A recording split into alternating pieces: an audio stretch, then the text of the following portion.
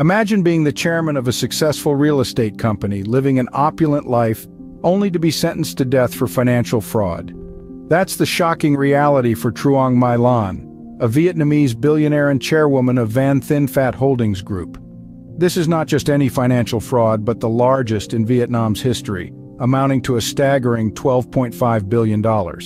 Our tale begins when Lan, a real estate tycoon, masterminded a scheme that siphoned off over 304 trillion dong from the Saigon Joint Stock Commercial Bank through unlawful loans and proxies. Lan's actions didn't stop there. She also bribed officials, including a central bank inspector, to avoid any scrutiny. This grand fraudulent scheme didn't go unnoticed, and it led to a complex restructuring and bailout of the Saigon Joint Stock Commercial Bank. The fallout was immense, eroding trust in the party and state and causing shockwaves throughout the country. The trial revealed an extensive network of corruption, with Lan at the center.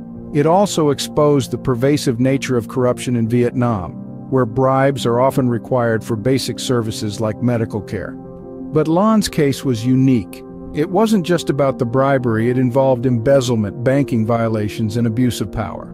This scandal affected an astonishing 42,000 victims, leading to protests and widespread shock in the country. Lan's family was not spared either. Her husband received a 9-year jail sentence, and her niece was sentenced to 17 years. Lan's case is part of Vietnam's anti-corruption campaign, aptly named Blazing Furnace, which has targeted numerous officials and business figures. Since the start of this campaign in 2021, it has led to over 4,400 indictments in more than 1,700 cases. In summary, Truong My Lan's story is a stark reminder of the consequences of unchecked power and corruption. It's also a testament to Vietnam's commitment to uprooting corruption, even if it means sentencing a billionaire to death.